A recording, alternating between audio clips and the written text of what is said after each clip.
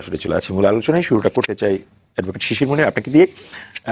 প্রশ্নটি হচ্ছে সংবিধান সংশোধন আর সংস্কার এই দুইটার মধ্যে আসলে মৌলিক পার্থক্যটা কি, এবং একই সাথে এই যে বিতর্কটা হচ্ছে এটা কি আইনি বিতর্ক নাকি এটা পুরোটাই রাজনৈতিক? পুরোটাই আইনি বিতর্ক, পুরোটাই আইনি বিতর্ক, পুরোটাই, রাজনীতির কিছু নাই। এর কিন্তু একটা সমাধানের রাস্তাটা কি হবে এই প্রশ্নে বিতর্ক। একটা কনস্টিটিউশন যখন আপনি অ্যাডপ্ট করবেন কিংবা অ্যামেন্ড করবেন কিংবা পরিবর্তন করবেন, তখনই প্রশ্ন এসে দাঁড়ায় যে টেকসই হবে কিনা, সাস্টেইনেবল হবে কিনা। পরিবর্তন তো আমাদের দেশে বহুবার সংবিধান হয়েছে, ম্যাক্সিমাম পরিবর্তন আমাদের সুপ্রিম কোর্টে বাতিল হয়ে গেছে। 13th অ্যামেন্ডমেন্ট বাতিল হয়ে গেছে, 8th অ্যামেন্ডমেন্ট বাতিল হয়ে গেছে, শহীদ প্রেসিডেন্ট জিয়াউর রহমান সাহেবের করা 5th অ্যামেন্ডমেন্ট পুরোপুরি বাতিল হয়ে গেছে, 16th অ্যামেন্ডমেন্ট বাতিল হয়ে গেছে, কিছুদিন আগে 15th অ্যামেন্ডমেন্ট বাতিল হয়ে গেছে। এগুলো তো পার্লামেন্টই করেছিল, পার্লামেন্টের মধ্যেই তো কমিটি গঠন করে যাচাই বাছাই করে চলে গেল কেন? টেকসই হয়নি। কি কারণে টেকসই হয় না? যে কারণে টেকসই হয় না, এই থিওরির নাম হলো বেসিক স্ট্রাকচার ডক্ট্রিন।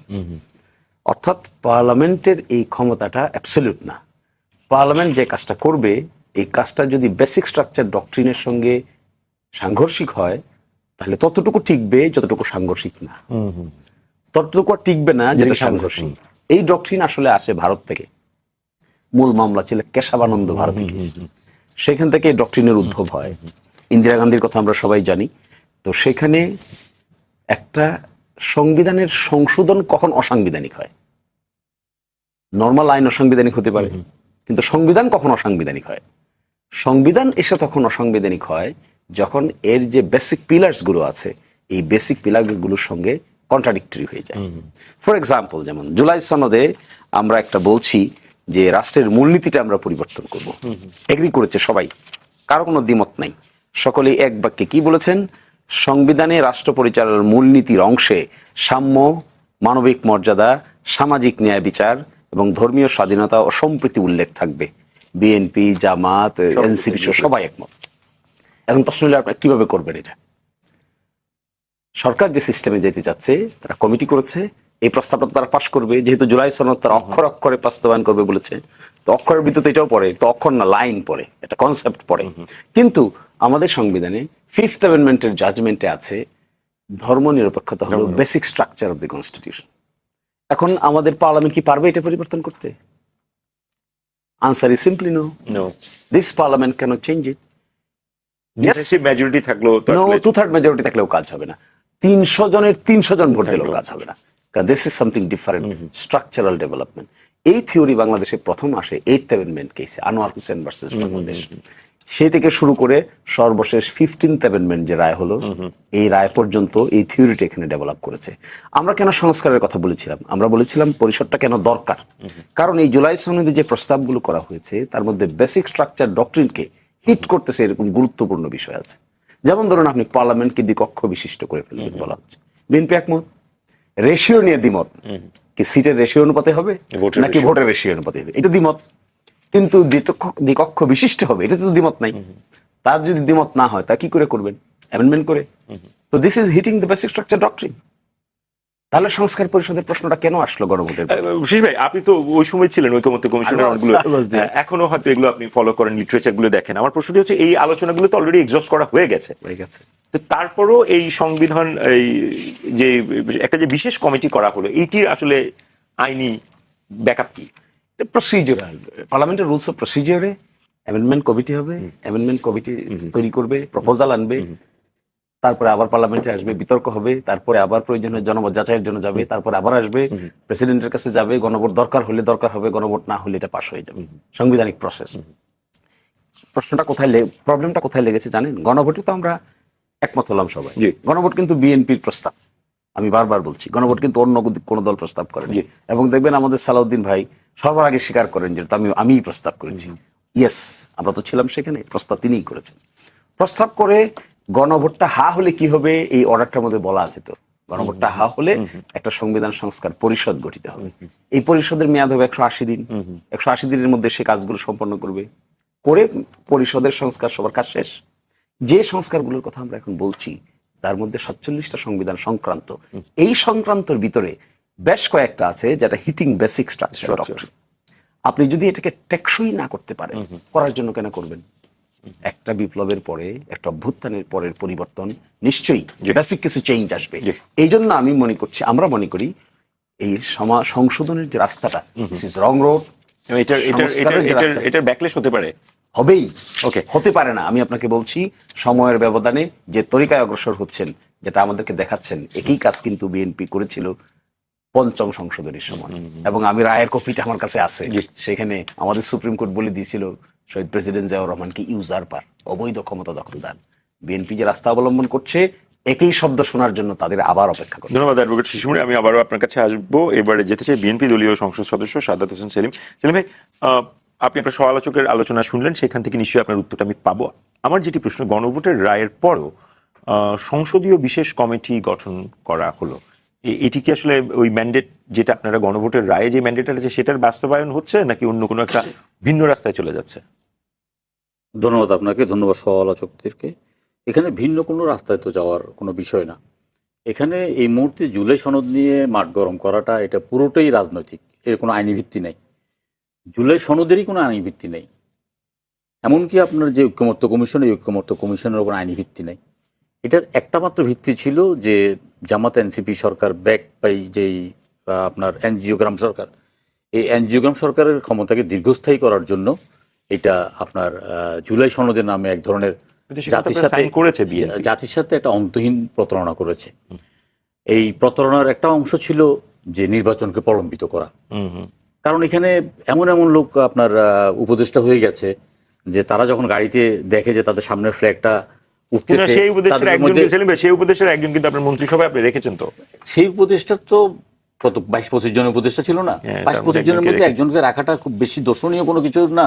কিন্তু যারা অন্তহীনভাবে ক্ষমতাটাকে উপভোগ করতে চেয়েছে, যারা এটার মাধ্যমে ক্ষমতাকে প্রলম্বিত করতে চেয়েছে, একটা সৎ উদ্দেশ্য নিয়ে কিন্তু এই আপনার ঐক্যমত্য কমিশন গঠিত হয় নাই। ঐক্যমত্য কমিশন গঠিত হওয়ার কোনো কারণও ছিল না। এইটা সরকারের প্রয়োজন ছিল যত দ্রুততা সম্ভব নির্বাচনটা দিয়ে দেওয়া। বিএনপি আপনার সেই সময়ে নির্বাচনটাকে দাবি করেছে, কোনো আন্দোলনে যায়নি। বিএনপির ওই শক্তি যদি অন্য কোনো রাজনৈতিক দলের ছিল থাকতো, তাইলে ডক্টর ইউনূস সাহেব অগাস্ট মাসের 5 তারিখে ক্ষমতায়, 8 তারিখে ক্ষমতায় আসছে, ডিসেম্বর বা জানুয়ারি ফেব্রুয়ারির মধ্যে আব্বা ডাইকা নির্বাচন দিয়ে চলে যেতে হইতো, বুঝছেন না? কিন্তু সেটা বিএনপি করণে এটা যে ঠিক আছে, একটা সংবিধান সংস্কার, একটা মানে বিএনপি 31 দফা একটা সংস্কারের প্রস্তাবনা জাতির সামনে উপস্থাপন করেছে 40টি রাজনৈতিক দল সহ। এর বাইরেও যদি কোনো আলোচনা হয়, এখন এখানে একটা কমিশন, ঐক্যমত্য কমিশন গঠন করেছে। ঐক্যমত্য কমিশন গঠন করার পরে জুন মাসের 2 তারিখে যখন তার আগে দিয়ে বিভিন্ন রাজনৈতিক দলের কাছে 166টা আপনার তারা প্রস্তাবনা পাঠিয়েছে। না, 166 দাবির মধ্যে কি দাবি? যে 17 বছরের আপনার কিশোরকে ভোটার করতে হবে, 23 বছরের প্রার্থী বানাতে হবে। তখন আমরা বুঝে গেলাম যে জিনিসটার মধ্যে কিছু গরমিল আছে, এবং আমাদেরকে আপনার পররাষ্ট্র মন্ত্রণালয়ের অডিটোরিয়ামে বসিয়ে রেখে ডক্টর ইউনূসকে 5 বছর জন্য ক্ষমতায় দেখতে চাই, তারপরে শেখ হাসিনার ফাঁসি ছাড়া কোনো নির্বাচন হবে না, তারপরে আপনার এখানে স্থানীয় সরকার নির্বাচন করতে হবে, পিআর পদ্ধতি নির্বাচন করতে হবে। মূলত আলোচনাগুলো এটা, এবং তারা যেই আলোচনাটা মানে অল্প সময় শেষ করতে পারতো, এটাকে শুধুমাত্র একদম রাবারের মতো প্রলম্বিত করা শুরু করলো। ডক্টর ইউনূস সাহেব মানে আমাদের সামনে স্পষ্ট ভাষায় বলেছেন, যতটুকু প্রশ্নে আমরা ঐক্যমত্য হব ততটুকু আমরা বাস্তবায়ন করার জন্য আমরা সুপারিশ করব, ততটুকু বাস্তবায়ন হবে। কে কোন প্রশ্নে ঐক্যমত্য কমিশনের সাথে অথবা কে কোন প্রশ্নে দ্বিমত করতেছে সেটাও আমরা জাতিকে জানিয়ে দেবো, এবং এটা লাইভ শোতে জাতিকে জানিয়ে দেওয়া হয়েছে। আমরা 84টা প্রশ্নে আমরা আলোচনা করেছি, আমরা 84টা প্রশ্নে একমত হয়েছি। তার মধ্যে আপনার 16টা প্রশ্নে বিভিন্ন রাজনৈতিক দল নোট অফ ডিসেন্ট দিয়েছে। যে শিশিরমণি সাহেব যেটা বলেছেন যে আপনার রাষ্ট্রের মূলনীতির ব্যাপারে সব পক্ষ একমত হয়েছে, রাষ্ট্রের মূলনীতির ব্যাপারে সব পক্ষ একমত হয় নাই। সিপিবি, জাসদ, বাসদ, তারপরে আপনার বাসদ মার্ক্সবাদী, তারপরে আপনার গণফ্রন্ট, এরা কিন্তু আপনার এই বিষয়ে একমত হয়নি, নোট অফ ডিসেন্ট দিয়েছে। কোনো না কোনো নোট অফ ডিসেন্ট দিয়েছে, আমরা আলোচনা করতেছি, একটা আলোচনা শেষ হওয়ার পরে আগে আরেকটা আলোচনা চলে যাচ্ছে, আরেকটা আলোচনা চলে যাচ্ছে, আমরা প্রতিদিন এসে আমাদের অসন্তোষটা প্রকাশ করছি যে এটা আলোচনাটা। সেলিম ভাই, একটু যদি বিনয়ের সাথে আপনাকে প্রশ্নটা করি, ওই পর্বগুলোতে আপনারা শেষ করে নির্বাচন দিয়েছেন, আপনারা গণভোটের জন্য ক্যাম্পেইন করেছেন, তার মানে ওই আলোচনাতে এখন আমরা যদি না থাকি, একেবারে লেটেস্ট আলোচনা যেটা থাকে গণভোটের রায়ের পরে, আমার প্রশ্ন যেটি ছিল সংবিধান সংশোধন বা সংস্কারের জন্য বিশেষ কমিটি কি আপনার আমাদের করার কথা নাকি এছাড়া তো কোনো অন্য কোনো প্রত্যেকটা, আমার কাছে জুলাই সনদ আছে, আমি আপনাকে বলি কোন একটা রাজনৈতিক দল এখানে গণভোটের কথা বলেন, একটি মাত্র রাজনৈতিক জাকির পার্টি ছাড়া আর কোন রাজনৈতিক দল। আমি আমার কথা শেষ করতে দেন। এখন এই যে আমরা আলোচনা করছি, আলোচনা পরবর্তীকালে এটার মানে কিভাবে বাস্তবায়ন করব, এই প্রশ্নে কিন্তু কেউ একমত হতে পারছে না। কেউ বলছে অর্ডিন্যান্সের মাধ্যমে, কেউ বলছে অন্য কিছুর মাধ্যমে। তখন কিন্তু সালাউদ্দিন সাহেব বললেন যে গণভোটের ব্যাপারে, তখন অধিকাংশ রাজনৈতিক দল বললো যে গণভোট তো সংবিধানে নাই। তখনই সালাউদ্দিন সাহেব বললো যে হ্যাঁ গণভোট সংবিধানে নাই। আবার যেহেতু আমরা বিভিন্ন মানে অধিকাংশ রাজনৈতিক দল জাতীয় আকাঙ্ক্ষার পক্ষে থেকে যদি মানে আমরা যদি গণভোটের পক্ষে থাকি, সেটাও যে মানে সংবিধানে মানে ইয়ে করে না, মানে এটা এগ্রি করে না, ওইরকম কোনো কিছু তো নাই। তাইলে এটা সমাধান কি? একটা গণভোট। গণভোট হলে কিন্তু পরবর্তীকালে সংবিধান সংশোধন করার পরে আবার একটা গণভোট করতে হবে। এটা আমরা কোনো আমরা নির্বাচন করেছি কি, আমি সংসদ সদস্য হিসেবে নির্বাচন করেছি, নির্বাচিত হয়েছি। শিশিরমণি সাহেব সংসদ সদস্য হিসেবে নির্বাচন করেছেন। আমরা ভোট চেয়েছি, আমরা জাতীয় সংসদে কথা বলতে চাই। আমরা কিন্তু ওই গণপরিষদ বা গণপরিষদে কোনো কথা বলে ভোট চাইনি, দুইটা শপথ নেব এটাও বলি নাই। এখন আপনাকে তো সংবিধান সংশোধন করতে হলে আপনি যে পদ্ধতি, যে আপনি যত কিছুই করেন, আপনাকে কমিটির মাধ্যমে এসে আপনি কি কি প্রশ্নে আপনি পরিবর্তন করবেন। আমরা যেমন অনেকগুলো বেসিক স্ট্রাকচার কি করতে পারে, বেসিক স্ট্রাকচার এখানে বেসিক স্ট্রাকচার হাত দেওয়ার তো কোনো কিছু নাই। যেটা বলেছেন পঞ্চম সংশোধনী, সেইটা আপনার গায়ের জোরে ওই পাগলা মানিক যেটা আছে, কুত্তা মানিক না পাগলা মানিক বলে, ও এটাকে বাতিল করেছে ইন্টেনশনালি, এটা বাতিল করেছে। এরপরে আর যেটা অষ্টম সংশোধনী, সেটা তো তখন আমরা প্রত্যেকের বিরুদ্ধে ছিলাম, আইনজীবীর এটা বিরুদ্ধে ছিল, বিচারপতির এটা বিরুদ্ধে ছিল, কারণ রাষ্ট্রের স্ট্রাকচারটাকে ভাঙা যাবে না সেটা। আর তত্ত্বাবধায়ক সরকার পথে যেটা, তত্ত্বাবধায়ক সরকার তো একটা আপনার ইয়েতে অ্যামিকাস কিউরিরা এটা বিপক্ষে ছিল যে তত্ত্বাবধায়ক সরকার ব্যবস্থা থাকতে হবে। তারপর এটা আপনার ডিভাইডেড একটা ইয়ে ছিল, এবং এটা যখন আপনার শর্ট রায় পাওয়া হয়েছে, তারপরে দিয়ে যে রায় দেওয়া হয়েছে 22 মানে মাস সময় নিয়ে, সেটা পরবর্তীকালে আমরা দেখেছি যে এটা এখন বাতিল করেছে। তো সুতরাং এখানে আপনার সংবিধান সংশোধন আমি কোনো জটিলতা দেখতেছি না। সংবিধান সংশোধন যেটা করা হয়েছে, যে কমিটি, এই কমিটির মধ্যে 4টা বা সম্ভবত 4টা পদ খালি আছে, 5টা পদ খালি আছে। 5টা পদ ওনারা আসবেন, ওনাদেরকে আসতে হবে। ওনারা যদি না আসেন, তাহলে আমরা যেটা জাতির সামনে অঙ্গীকার করেছি, জুলাই সনদের এই যে আমরা যে আপনার যে অঙ্গীকার করেছি, অঙ্গীকারের কোথাও কিন্তু লেখা নাই, এই অঙ্গীকারের কোথাও লেখা নাই যে গণভোটের মাধ্যমে এটা বাস্তবায়ন করা হবে। আপনার এই অঙ্গীকারের কোথাও লেখা নাই যে আপনার এই বিশেষ আপনার কি সংবিধান সংশোধন পরিষদের মাধ্যমে এটা বাস্তবায়ন করা হবে, এবং ইভেন কি জামাত ইসলামের ইয়ে তো নাই। সুতরাং এখানে যেটা আমি কোনো জটিলতা দেখতেছি না।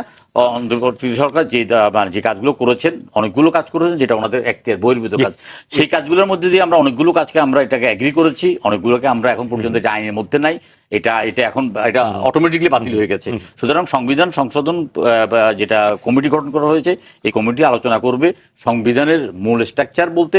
এখন তো সংসদীয় গণতন্ত্রের, আমরা তো আর রাষ্ট্রপতি শাসিত সরকারে যাচ্ছি না, আমরা সংসদীয় গণতন্ত্রের মধ্যে থেকেই আমরা আমাদের যে স্ট্রাকচারটা, তত্ত্বাবধায়ক সরকার ব্যবস্থা, তারপরে প্রধান বিচারপতি নিয়োগ করার ব্যাপারে রাষ্ট্রপতির ক্ষমতা, ইত্যাদি ইত্যাদি ইত্যাদি ইত্যাদি যে বিষয়গুলো, আমরা সেই বিষয়গুলো আমি দৈনিক ইত্তেফাকের নির্বাহী সম্পাদক সালেউদ্দিন আপনার কাছ থেকে একটু শুনতে চাই, এই সংবিধান সংশোধন বা ওরফে সংস্কারের এই দ্বন্দ্ব শেষ পর্যন্ত আসলে কোথায় গিয়ে থামবে? কারণ আপনি দুজন আলোচকের কাছ থেকে আমি কমপ্লিটলি দুটো ভিন্ন চিত্র পেলাম, আপনার কাছ থেকে কোন চিত্র পাই দেখি? আপনি তো তাই বললেন, আমার দুইজনই প্রিয় ভাই।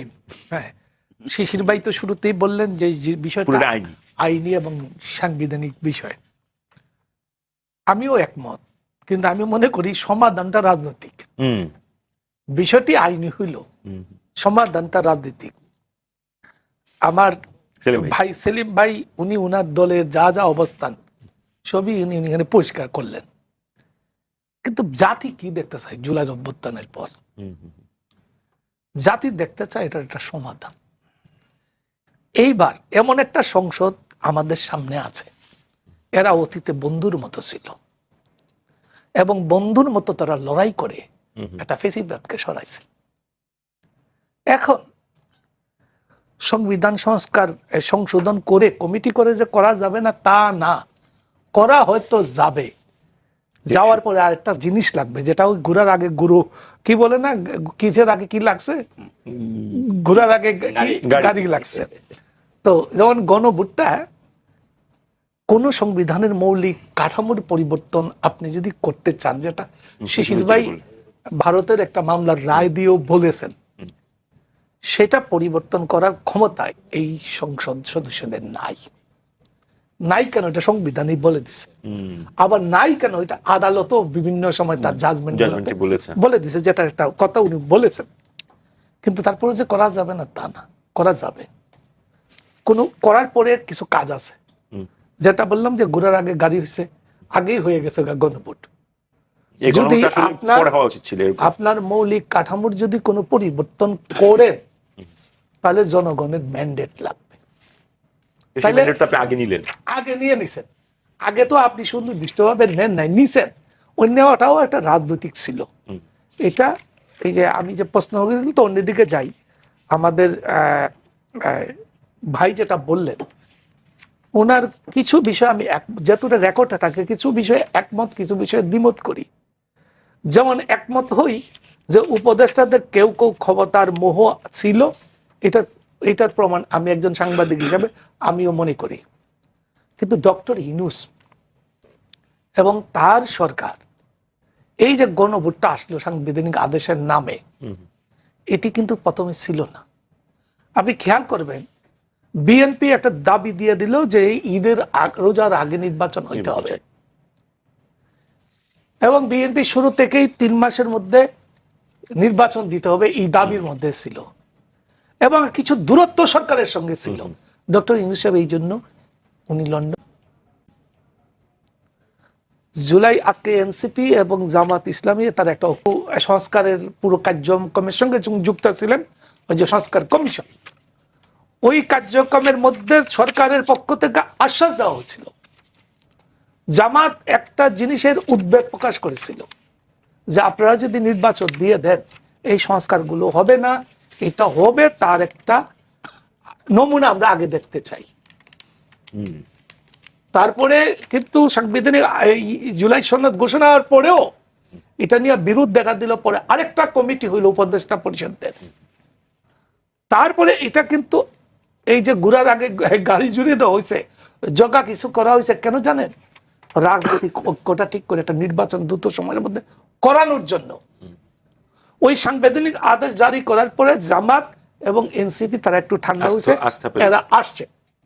এখন আমি আবার আগের জায়গায় যাই, পুরো বিষয়টা রাজনৈতিক এবং আন্তরিকতার বিষয়। আমরা মৌলিক যেসব জায়গায় আছে, খুব 2টা জায়গায় ভিন্ন মত আছে, বড় দাগের 2টি জায়গায়। একটা হলো উচ্চ কক্ষে রেশিও কোনটা হবে, আর হলো জাতীয় প্রতিষ্ঠানগুলোর গঠন প্রকৃতি ইন্ডিয়া। বাকি সবগুলা কিন্তু মোটা দাগে ঐক্যমত। ওই যে আমাদের মৌলিক কাঠামো কি হবে, চেতনা, মূলনীতি, ওগুলো তো মোটামুটি ঐক্যমত, সবগুলোতে ঐক্যমত।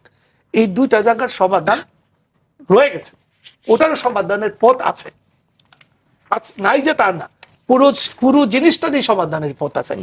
আপনি সংস্কার, এই সংবিধান সংশোধন করেও করতে পারবেন, পরে একটা গণভোট লাগবে। কিন্তু এই যে 12 সদস্যের সংবিধান সংশোধন কমিটি হয়েছে, 17 সদস্যের 12 জনের নাম প্রকাশিত হয়েছে, আমার তো প্রত্যাশা ছিল এটা যতক্ষণ পর্যন্ত রাজনৈতিক ঐক্যমত না হবে, এই কমিটির নাম প্রকাশ হবে না।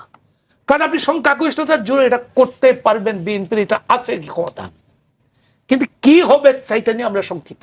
আমরা সারা জীবন এই লড়াইয়ের ময়দানে ছিলাম, দেখেছি আমি বিএনপির সবচেয়ে বড় শুভাকাঙ্ক্ষী, এইটা আমার ভাই জানেন। এখন আমি দেখেন, আপনি এই 3টা বন্ধু যারা একসঙ্গে লড়াই করে ফ্যাসিবাদকে সরাইছে, এনসিপি এবং জামাত ইসলামী এবং বাকিরা 20 দলীয় জোট বা বিভিন্ন সময়ে এই ফ্যাসিবাদ বিরোধী আন্দোলনের সঙ্গে যুক্ত ছিল। আপনি গায়ের জোরে করবেন, যদি জামাত সংসদে না যায়, এনসিপি না যায়, আমরা তো এই কালচার দেখেছি, তাহলে আমরা এই সংসদটা অকার্যকর হয়ে যাবে। আপনি বলবেন কেন, সংসদ কি আওয়ামী লীগ চালায় নাই? আওয়ামী লীগ তো বিনা ভোটে সরকার গঠন করে চালাইছে, সবকিছুই চালানো যাবে। কিন্তু আমি মনে করি এটা রাজনৈতিক সমঝোতা করে একটা সমাধানের পথ করতে হবে। সেটা সংস্কার করেও করা সম্ভব, সংশোধন করেও সম্ভব, কিন্তু ওই যে একটা রাজনৈতিক একটা বৃহত্তর সমঝোতা লাগবে। এখন আপনি করবেন কি করবেন না সেটি তো আবার রাজনীতি, এটা আপনার বিবেচনার বিষয়। এখন এই জুলাইয়ের গণঅভ্যুত্থান আপনাকে একটা এই রক্ত দিয়া একটা ঐক্যের বন্ধন, একটা রেখা এঁকে দিছে। রক্তের এই দাগের এই পারের যারা যোদ্ধা, আমি বলি নাই আবার হইতো কোনো সময় ওই পারে ফেসিবাদ নাই। আমাদের তো ইতিহাস আছে, সমস্ত রাজনৈতিক দল মিলে একাদশ এবং দ্বাদশ সংশোধনী বিলে স্বাক্ষর করেছেন, ইতিহাস তো আছে। আবার এই ইতিহাসও আছে আমি গোয়ার তুমি করার কারণে কি হয়েছে এর ইতিহাস কিন্তু দুই দলের মধ্যেই আছে। ফলে আমি এটা আবার দোহাই দিয়ে বলি, আপনারা রাজনৈতিক সমঝোতা করুন এবং দুই পক্ষকেই বলি। জামাত যদি আবার মনে করে আমরা যা বলবো বিএনপি তা শুনতে হবে, নাইলে এনসিপি নিয়ে সংসদ থেকে বের করে এই সরকারকে ফালাই দেব, এই ফালানি রাজনীতিও বন্ধ করতে হবে। এই দেশের মানুষ আর ফালানি রাজনীতি আর রক্ত দেওয়া রাজনীতিতে যেতে চায় না। কেন যেতে চায় না আমি বলি শুনেন। যেতে কেন এত বছর লাগছে, 18 বছর লাগছে। আপনি জুলাই শহীদদের সংখ্যা দেখেন, তারা কোন ঘর থেকে আসে দেখবেন, সব সাধারণ মানুষ। কোন এমপি সাহেবের ছেলে, কোন মন্ত্রী সাহেবের ছেলে মারা যায় নাই। আগামী অদূর ভবিষ্যতে কোন আন্দোলন সংগ্রামে তাদের ছেলে মেয়েরা মারা যাবে না। তারা ইতিমধ্যেই নিরাপদ দূরত্বে তাদের ছেলে মেয়েদেরকে রেখে দিচ্ছে। ফলে আমরা রক্তের লড়াই আর চাই না। আমি আবারও শিশুমণি আপনার কাছ থেকে শুনতে চাই একটু, সেটি হচ্ছে দুটো প্রশ্ন। একটি প্রশ্ন হচ্ছে গণভোটের রায়কে কেন্দ্র করে নতুন কোনো সাংবিধানিক জটিলতা তৈরি হওয়ার সম্ভাবনা আশঙ্কা আছে কিনা, এটি একটি। আর দ্বিতীয় প্রশ্নটি হচ্ছে সরকার যদি এই বিরোধী দলের ওই 5টি শূন্য আসন রেখে যে 12 জন সদস্য আছে তাদের ভিত্তিতে মিটিং করে চূড়ান্ত করে, সেটার আসলে কতখানি গ্রহণযোগ্যতা থাকবে? দেখুন, যে একটা বিএনপি দুটো বিপ্লবের পর দুটো সুযোগ পেয়েছে। একটা পেয়েছিল 7ই নভেম্বরের বিপ্লবের পর, সিপাহী জনতার বিপ্লব, যার প্রোডাক্ট ছিল এই 5th অ্যামেন্ডমেন্ট, যার এন্ড হয়েছিল এই 5th অ্যামেন্ডমেন্ট দিয়ে, এবং সেটা 6th এপ্রিল 1979-এ করা। Martial law proclamations, rules, regulations, bylaws দিয়ে যত সংশোধনী, যত ধরনের পদক্ষেপ নিয়েছিলেন, টোটালটাকে একটা সাংবিধানিক খাঁচার মধ্যে ঢুকানোর চেষ্টা করেছিলেন রেট্রোস্পেক্টিভ ইফেক্ট দিয়ে। এবং সেটি বাংলাদেশের উচ্চ আদালতের এক কলমের খোঁচায় অসাংবিধানিক ডিক্লেয়ার হয়ে গেছে। শুধু তাই না, শহীদ প্রেসিডেন্ট জিয়াউর রহমানকে বলা হয়েছে ইউজারপার, অবৈধ ক্ষমতা দখলদার। 5ই আগস্ট থেকে 12ই ফেব্রুয়ারি পর্যন্ত এই সময়টা কি, how to handle this time? কনস্টিটিউশনে কন্টিনিউটি লাগবে না? লিগ্যাসি ক্রিয়েট করতে হবে না? লেজিটিমেসি ক্রিয়েট করতে হবে না? এগুলো তো অযথা বিতর্কের বিষয় নয়। বিষয় how to protect the gap, how to সিলগালাফাই দ্য গ্যাপ। চোখের সামনে 5ই আগস্ট থেকে যা হয়েছে 12ই ফেব্রুয়ারি পর্যন্ত, এর সাক্ষী তো সকল দল। তারা কনস্টিটিউশনাল কন্টিনিউটি বজায় রেখে লজ্জা পেলে তো কাজ হবে না। You must handle sensitive issue with creativity. আপনি যদি বলে ফেলেন অতীতে যেভাবে গেছি এটাও এইভাবে যাবো, তো কি করবেন আপনারা? এখানে 4th শিডিউলে একটা প্যারাগ্রাফ যোগ করবেন। বিএনপির আইনজীবীরা এটা বলছেন, 4th শিডিউলে একটা প্যারাগ্রাফ যোগ করবেন। তো 4th শিডিউলতে প্যারাগ্রাফ যোগ করেছিলেন একবার, টিকেনি তো। কেন টিকেনি?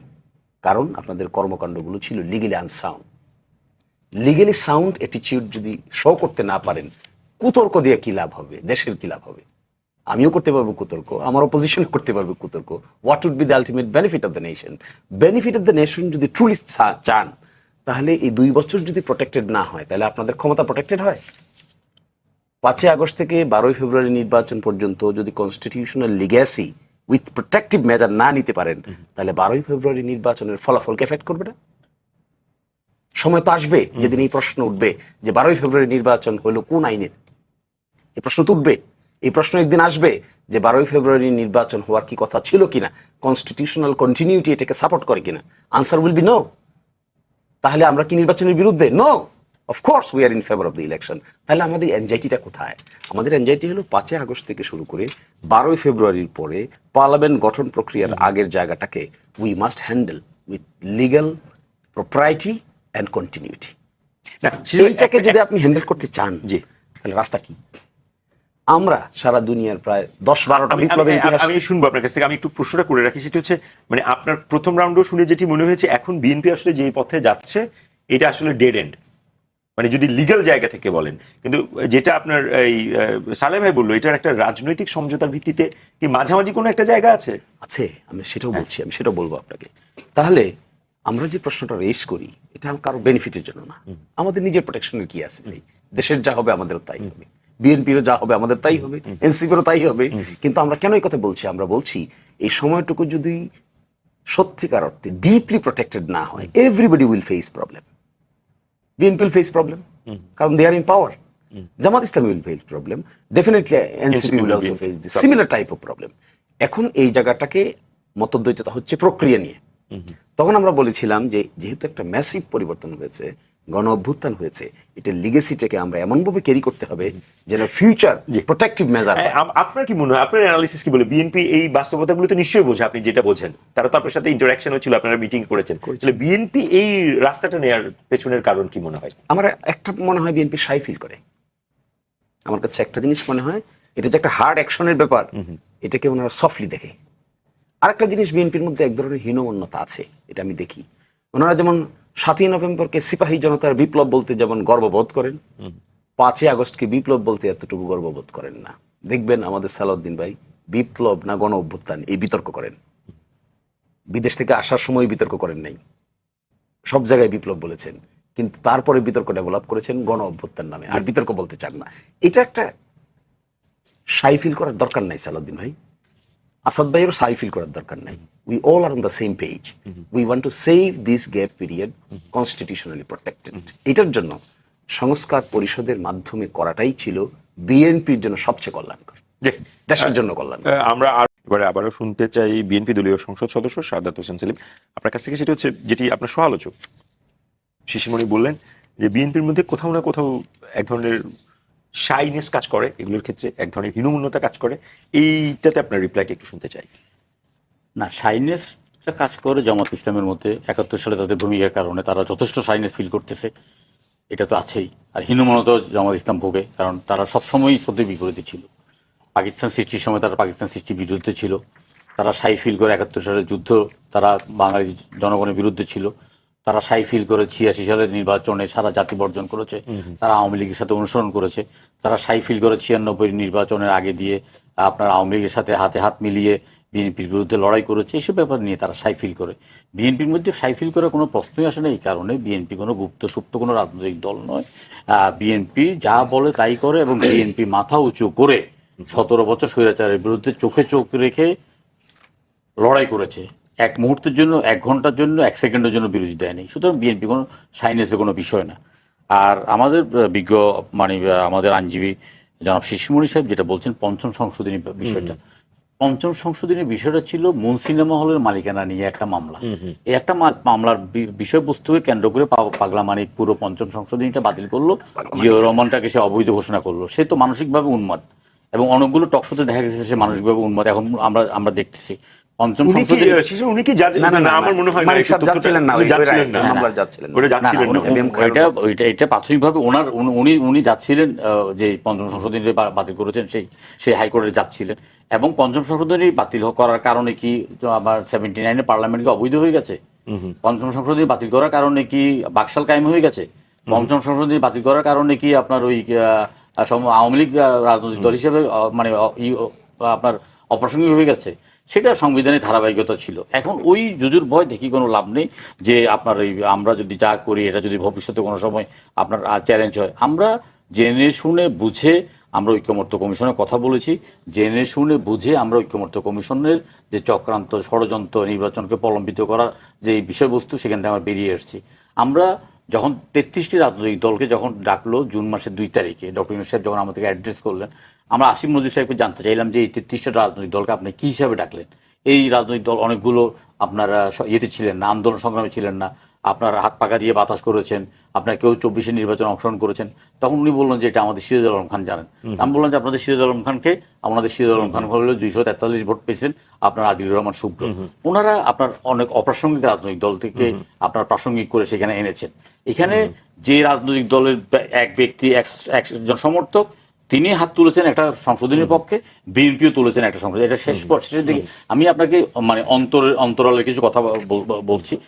ওনারা অহেতুক সময়টা নষ্ট করার পরে শেষের দিকে চলে গেছি গিলোটিন পদ্ধতিতে, হ্যাঁ এবং না পদ্ধতিতে। আমরা তো 84টার মধ্যে তো আমরা 12টা ব্যতীত আর অনেকগুলোর সাথে একমত হয়েছি। যেমন প্রধানমন্ত্রী পরপর 2বারের বেশি ক্ষমতা অথবা 10 বছরের বেশি ক্ষমতা থাকতে পারবে না, পৃথিবীর ইতিহাসে এই ধরনের কোনো নজির নাই, পৃথিবীর ইতিহাসে কোনো নজির নাই। তারপরে আপনার একটা হলো যে প্রধানমন্ত্রী এবং দলের প্রধান একজন হইতে পারবেন না, এইটা একজন ব্যক্তি বিশেষের রাজনৈতিক এবং আপনার সাংবিধানিক অধিকার ক্ষুণ্ণ করার একটা ইয়ে। আমরা আপত্তি করেছি। আমরা রাষ্ট্রপতি হঠাৎ বলা নাই কোয়া নাই, একদিন ওনার উদয় হয়ে গেলেন, এসে রাষ্ট্রপতিকে ওনার ফাঙ্কেস্টাইন তৈরি করার জন্য ওনার 12টা অ্যাটর্নি জেনারেল নিয়োগ হইতে আরম্ভ করে জাতীয় নিরাপত্তা পরিষদের মহাপরিচালক নিয়োগ, পুলিশ প্রধান নিয়োগ, গোয়েন্দা মহাপরিচালক নিয়োগ, সশস্ত্র বাহিনীর প্রধান নিয়োগ, সমস্ত নিয়োগগুলো, সেখানে অধিকাংশ রাজনৈতিক দলের একটা মনস্তাত্ত্বিক দ্বন্দ্ব ছিল যে পরবর্তী ক্ষমতা আসতেছে বিএনপি, তাইলে বিএনপিকে হাত পা বেঁধে দিতে হবে, এই কথিত স্বৈরাচার হাসিনার মতো হইতে দেওয়া যাবে না। এটা হাসিনা তো মাস্টারপিস, তাকে তো আমরা প্রত্যেকে মিলে স্বৈরাচার বানিয়েছি। তাকে স্বৈরাচার বানানোর পিছনে রাজনৈতিক দলের কারিশমা আছে, তাকে স্বৈরাচার বানানোর পিছনে মিডিয়ার কারিশমা আছে, ব্যবসায়ীদের কারিশমা আছে, বাহিনীর কারিশমা আছে। তারা শেখ হাসিনা তো একটা মানসিক ভারসাম্যহীন রোগী। সেখানে ওনারা 12টা প্রস্তাব নিয়ে আসার পরে আমি নিজে সেখানে প্রচন্ড প্রতিবাদ করেছি যে এটা কাশিমবাজার কুঠি অথবা আপনার এটাকে কি আপনারা ফ্রাঙ্কেস্টাইন তৈরি করতে চান কিনা। পরবর্তীকালে ওনারা 6টা উপস্থাপন করেছেন, আমরা 4টার সাথে একমত হয়েছি। আপনার এখানে জাতীয় মানবাধিকার কমিশনের চেয়ারম্যান পদে নিয়োগ, তথ্য কমিশনের চেয়ারম্যান পদে নিয়োগ, প্রেস কাউন্সিলের চেয়ারম্যান পদে নিয়োগ, আইন কমিশনের চেয়ারম্যান পদে নিয়োগ, আমরা 4টাতে রাজি হয়েছি। ওনারা পার্টি যেটা করেছেন বাংলাদেশ ব্যাংকের গভর্নর এবং এনার্জি রেগুলেটরি কমিশনের চেয়ারম্যান না, বিশ্ববিদ্যালয় মঞ্জুরি কমিশন ওনারা সেখানে আনেন নাই, সেখানে এনেছেন এনার্জি রেগুলেটরি কমিটি আর বাংলাদেশ ব্যাংকের বিয়েটা। আমরা এটার সাথে আমরা একমত হইনি। এইভাবে আমরা যেগুলোর সাথে একমত হয়েছি আমরা এগুলো বাস্তবায়ন করবো। আরেকটা কথা বলি, যে 12 জনের মধ্যে তো আমরা 4টা রাজনৈতিক দলের প্রতিনিধি রেখেছি, আমরা 4টা রাজনৈতিক দলের প্রতিনিধি রেখেছি আর 2টি রাজনৈতিক দলের প্রতিনিধি আসে নাই। তাহলে মেজরিটি রাজনৈতিক দলের প্রতিনিধি আমাদের আছে, সেখানে আপনার আছে। এখানে আপনার কি মনে হয় যারা আসবে না তারা ক্ষতিগ্রস্ত হবে নাকি যারা আনতে পারবে না তারা ক্ষতিগ্রস্ত? না, এখানে আমরা তাদেরকে আনার ব্যাপারে সর্বোচ্চ চেষ্টা করব। আমরা সর্বোচ্চ চেষ্টা করব। 4 আগস্ট আপনাদের বৈঠকের মধ্যে নিঃসন্দেহে আমাদের পক্ষে থেকে আমরা এটা নিয়ে যারা আছে তাদের সাথে আমরা কথা বলার চেষ্টা করবো যে আপনারা বাকি 5 জনকে আনার চেষ্টা করেন। এটা তো কালকের মধ্যে শেষ করতে হবে না, এটা তো পরশুর মধ্যে শেষ করতে হবে না। এটা তো যে আমাদের ম্যান্ডেটরি যেটা ছিল যে আইনগুলো এতদিনের মধ্যে যদি আমরা আইনে পরিণত না করি তাহলে এটা আপনা আপনি বিলুপ্তি হবে। তাইলে আমরা সংবিধানের যে ক্ষেত্রে আমাদের সংশোধন করা দরকার দেশ এবং জাতির স্বার্থে, সেটা করার জন্য বিএনপির পক্ষ থেকে যতটা নমনীয় হওয়া দরকার আমরা সেটা নমনীয় হব। কারণ এখানে আমরা ইতিহাস সাক্ষী দেয় যে আমরা 96 সালে একটা ঐতিহাসিক ভুল করেছি। জামাতে ইসলাম যদি আওয়ামী লীগের ফাঁদে পা না দিয়ে যদি তারা সার্বত্রিক তত্ত্বাবধায়ক সরকার প্রশ্নে আন্দোলন করে বিএনপিকে পরাজিত না করতো, আওয়ামী লীগ সেদিন রাজনৈতিকভাবে বিলীন হয়ে যেত। 91 সালে তো আওয়ামী লীগ বিলীন হয়ে গেছে, 96 সালে তারা একটা মাত্র ভোট ভিক্ষা করে তারা কাছাকাছি এসেছে। তাও আপনার বিএনপির 28 জন মন্ত্রী পরাজিত হয়েছে। পরাজিত যদি তারা না হতো, এত বড় আন্দোলনের মুখেও বিএনপি কিন্তু 116টা আসন পেয়েছে। 116টা আসন পেয়েছেন। আমরা পরবর্তীকালে এটা উপলব্ধি করার পর আমরা 4 দলীয় জোট গঠন করেছি। 4 দলীয় জোটকে সম্প্রসারিত করে আমরা 20 দলীয় জোট গঠন করেছি।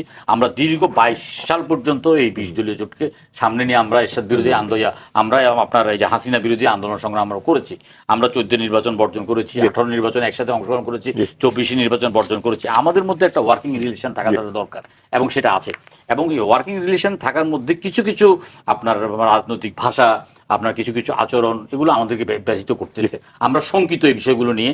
আমরা একটু সংক্ষেপে কি বলা যাবে কোনটাকে বলছেন? না, এটা আমরা যে আমাদের যে এনসিপি, আমি আপনাকে দায়িত্ব নিয়ে বলতে পারি 8 তারিখে যেদিন আপনার সঙ্গে সরকার গঠন করা হয়েছে তখন কিন্তু 10 তারিখে সর্বপ্রথম আমি টক শোতে বলেছি যে এই যে 2 জন আপনার মন্ত্রী পরিষদে বা উপদেষ্টা পরিষদে যোগ দেবে, এটা একটা ঐতিহাসিক ভুল। আজকে প্রত্যেকে স্বীকার করছেন যে তাদের এটা ঐতিহাসিক ভুল। তারাও স্বীকার করছেন, যারা আমরা বিপ্লব বলি অথবা বিপ্লব, এটা বিপ্লবী, সেই বিপ্লবটা হওয়া দরকার ছিল আপনার ওই যে বঙ্গভবনে গিয়ে এই বিপ্লব সমর্থন করা দরকার ছিল, বিপ্লবটা করা দরকার ছিল শহীদ মিনারে গিয়ে। সেখানে যেটা করা হয় নাই, যেহেতু আমরা ভুল করেছি, যেহেতু আমরা সাংবিধানিক ধারাবাহিকতা বজায় রেখেই আমরা সরকার পরিচালনা করে আমরা একটা নির্বাচন করেছি, যেখানে ঐক্যমত্য কমিশনের একটা মানে প্রচেষ্টাই ছিল নির্বাচনকে প্রলম্বিত করা। সেক্ষেত্রে আমি নির্বাচনের প্রশ্নে আমি ডক্টর ইউনূসকে আমি 2 পয়সার ক্রেডিট দেবো না, 2টা পয়সার ক্রেডিট দেবো না এই কারণে যে ডক্টর ইউনূস সাহেব জাপানে গিয়ে বলেছেন যে একটি রাজনৈতিক দল ছাড়া প্রত্যেকটা সবাই মানে নির্বাচন। আমাকে শেষ করতে দেন। 2 তারিখে আপনার আমাদের সাথে যখন আলোচনা হয়েছে 33টা রাজনৈতিক দলের মধ্যে 26টি রাজনৈতিক দল বক্তব্য রেখেছেন, 26টি রাজনৈতিক দলই ডিসেম্বরের মধ্যে নির্বাচন দাবি করেছেন। একটি দল বলেছেন ইসলামী আন্দোলন বাংলাদেশ, যে এটা জুনও হতে পারে, কিন্তু উনি আমাদের হতচকিত করে দিয়ে এপ্রিলে করেছেন। আমরা যখন এটা তীব্র প্রতিবাদ করেছি, প্রতিবাদের প্রেক্ষিতে তিনি গিয়েছেন এবং ফেব্রুয়ারিতে নির্বাচন করেছেন। সেনাপ্রধান এই ব্যাপারে অনমনীয় ভূমিকা পালন করেছেন। সেনাপ্রধানের মানে ঐকান্তিক প্রচেষ্টায় এবং তার দৃঢ় অবস্থানের প্রেক্ষিতেই কিন্তু নির্বাচনটা হচ্ছে। নাহলে আদিলুর রহমান শুভ্র, তারপরে আপনার ওই যে মহিলাটা আছে আপনার পরিবেশবাদী, তারপরে যে নাটক করে যে ফারুকি, এরা সবাই মিলে, আবার ওই যে ধর্ম উপদেষ্টা, এরা সবাই মিলে 5 বছরের জন্য দেখতে চাই বলে তারা ফেলেছে। সেখান থেকে আমরা সালাউদ্দিন আহমদের নেতৃত্বে আমরা আমাদের চৌকস, আমাদের বুদ্ধিভিত্তিক রাজনৈতিক ব্যক্তিত্ব সালাউদ্দিন আহমেদ সমস্ত ঐক্যমত্য কমিশনে একাই লড়াই করেছেন, আমরা তার সাথে ছিলাম। তিনি সেই লড়াই সফল হয়েছেন, জাতিকে নির্বাচনের ট্রেনে চড়িয়েছেন, ট্রেনের মানে গতি লাভ করে গন্তব্য গিয়েছেন, নির্বাচন হয়েছে, নির্বাচিত সরকার প্রতিষ্ঠিত হয়েছে, নির্বাচিত সংসদ আছে, নির্বাচিত সংসদেই জাতির যে সমস্যাগুলো আছে আশার প্রতিফলন। আমরা ভবিষ্যতে সংবিধান সংশোধনের প্রশ্নে আমরা এই সংসদকে কার্যকর করে এবং বিরোধী দলকে সাথে নিয়েই আমরা ইনশাআল্লাহ এই কাজটি করব। ধন্যবাদ সালেহ ভাই। বিরোধী দলের পক্ষ থেকে মানে 6 মাস না পেরোতেই যে হুঁশিয়ারিটি দেওয়া হচ্ছে যে তারা জুলাই সনদ এবং গণভোটের রায় বাস্তবায়নের প্রশ্নে তারা আসলে রাজপথেও থাকবে, আন্দোলনের হুঁশিয়ারিও তারা দেয় এবং সরকার মানে পতনেরও তারা ডাক দিতে যাচ্ছে। এগুলোকে মানে আপনি কিভাবে দেখেন এই বিষয়গুলো? আসলে আমি দেখি সরকার পতন দেখি মানে হলো আমি মুগ্ধ লাশ দেখি, আবু সাইদের বুকটা, ওই একটা বুক পেতে দেওয়াটা দেখি, হাজার হাজার শহীদ হওয়া দেখি, আর বহু মানুষের পঙ্গুত্ব বরণ করে নেওয়াটা দেখি। আর কোনো পথ কি আমাদের নাই? দেখেন তারেক রহমান সাহেব প্রধানমন্ত্রী, উনি যে প্রধানমন্ত্রী বাংলাদেশের, এটা কিন্তু বোঝা যায় না। উনি এরকম কোনো প্রধানমন্ত্রীর ভাব দেখাইয়া চলেন না। উনি একজন সাধারণ মানুষের মতো চলেন, পোশাক, খাওয়া দাওয়া, চলার মধ্যে ওনার সাধারণ ভাব। আপনার উনি একটা ছবি লাগাইতে পারতেন, প্রধানমন্ত্রীর ছবি লাগানো হয় মন্ত্রীদের পিছনে জাতীয় অফিসগুলোতে, সেইটাও উনি রাখেন নাই। এবং আমি জানি উনি অনেক পরিশ্রম করতেছেন প্রতিদিনই ওই বন্ধ কারখানাগুলো খোলার জন্য, এবং উত্তরবঙ্গে কি করবেন, ওই জায়গায় কি করবেন, ওগুলার চেষ্টা করছেন। কিন্তু ওনার সমস্ত প্রচেষ্টা থেমে যাবে যদি এখানে রাজনৈতিক স্থিতিশীলতা না থাকে। এই জায়গায় রাজনৈতিক স্থিতিশীলতা যদি না থাকে তাহলে বিনিয়োগ হবে না। এবং এই জায়গায় রাজনৈতিক স্থিতিশীলতা না থাকলে যারা বাংলাদেশকে পছন্দ করে না বা বাংলাদেশকে হাতের মুঠে নিতে চায়, তাদের ষড়যন্ত্র বাস্তবায়ন করার জায়গা তৈরি হবে। আপনি দেখেন আমরা তো অনেক ইতিহাসের সাক্ষী। আমি ছোট্ট একটা ঘটনা আপনাকে বলি, কয়েকজন লোক জীবিত আছেন তাদের সাক্ষী রেখেই বলি। 2006 সালে যখন লোকই বইটার আন্দোলন হইল, তখন আমি একটা সমঝোতার উদ্যোগের মধ্যে ছিলাম। বেশটা রুকুরউদ্দিন মাহমুদ, তিনি এখন জীবিত আছেন, মওদুদ আহমেদ সাহেব নেই। তিনি আমাকে একটা প্রস্তাব দিলেন যে আপনি মওদুদ সাহেবের সঙ্গে যোগাযোগ করেন, জাস্টিস মাহমুদুল আমিন চৌধুরীকে যদি প্রধান উপদেষ্টা করা হয়, ভাই আপনি মাহমুদুল আমিন চৌধুরীর কথা তো মনে আছে, তাহলে আমরা মেনে নিব। দেখেন মাহমুদুল আমিন চৌধুরী সুপ্রিম কোর্টে আমার দেখা জাস্টিস মুস্তাফা কামালের পর একজন সৎ, আর এইবারের প্রধান বিচারপতি। এরকম কিছু লোক, মানে আপনি এই প্রধান বিচারপতি সুপ্রিম কোর্টে যান, গিয়া শুনবেন যে উনি সরকারের পূর্ণ ধরেন না, আর কি শুনবেন ওনাকে প্রভাবিত করতে পারে না। জাস্টিস মাহমুদুল আমিন চৌধুরী এরকম লোক ছিল। বিএনপি সেদিন সেটা মানে নাই। তারপরে প্রস্তাব দিল, সাক্ষীর মধ্যে এখন 2 জনই জীবিত আছেন, আরো সাক্ষী মানি। তারপরে তারা প্রস্তাব দিল জাস্টিস হামিদুল হক চৌধুরীকে করে ফেলেন। আমি হামিদুল হক সাহেবকে ব্যক্তিগতভাবে চিনি, মওদুদ সাহেবেরও খুব ঘনিষ্ঠ বন্ধু ডক্টর খন্দকার মুশাররফ সাহেব, আর উনি লন্ডনে একই রুমে ছিলেন। একটু সংক্ষেপে বলেন। আমি এটা বলছি কেন উদাহরণটা, তখন প্রধানমন্ত্রী বেগম খালেদার সামনে যখন প্রস্তাবটা উঠানো হইল, মওদুদ সাহেব নিজেই তুললেন, এবং মওদুদ সাহেব হামিদুল হক সাহেবকে ভালো করে চেনেন।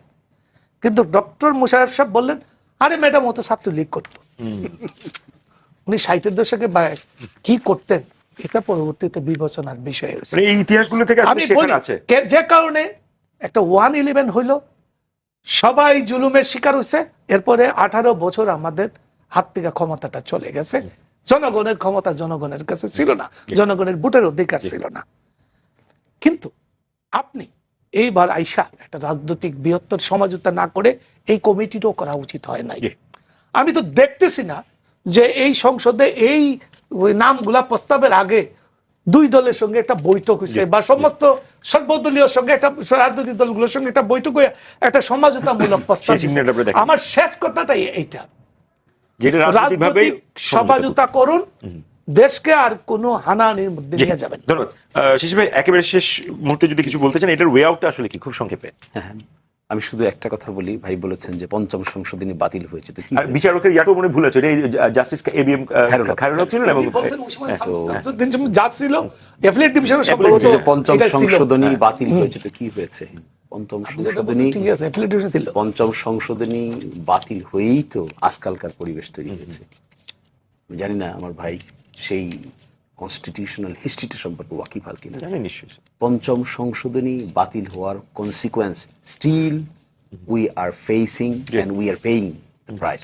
পঞ্চম সংশোধনী বাতিল হয়ে সমঝোতার একটা সমাধান এখানে হতে পারে। আমি মনে করি একটা কমিটি পার্লামেন্টের বাইরেও রাজনৈতিক দলগুলো নিয়ে হতে পারে, এট দ্য সেম টাইম পার্লামেন্টের ভিতরেও হতে পারে। আর government should be very careful about the result of the referendum, কারণ এটা তো মানুষের মতো। এটাকে তো আমরা কেউই ডিনাই করতে পারি না, বিএনপিও করতে পারে না, জামাতও করতে পারে না, এনসিপিকেও করা উচিত না। পার্লামেন্টের বাইরে এরকম একটা এনভায়রনমেন্ট ক্রিয়েট করে যেতে পারে, আস্থার পরিবেশ দরকার। We need to have a very environment of confidence, basically. Selim ভাই, একেবারে শেষ মন্তব্য যেটা উনি বললেন, এরকম আপনার কথাও আমার মনে হয়েছে যে আপনারা সর্বোচ্চ আন্তরিকতার সাথে চেষ্টা করবেন পার্লামেন্টের বাইরেও আসলে আলোচনাগুলো। তো সংসদে আমার যে অভিজ্ঞতা সেটা হলো যে সরকারি দল এবং বিরোধী দলের মধ্যে প্রচন্ড সদ্ভাব আছে, সবাই দুই পক্ষ মিলেই কিন্তু রাষ্ট্রটাকে সামনের দিকে এগিয়ে নিয়ে যেতে চায়। তো এই মনোভাবটা অধিকাংশ সদস্যের মধ্যে আছে। তো এবং সংসদের শেষ অধিবেশনের মেসেজটা সেরকম ছিল। আমরা অবশ্যই আশা করি যে আমরা এটা খুব বড় ধরনের এটা সমাধানযোগ্য একটা সংকট এবং এটা সমাধান করা যাবে।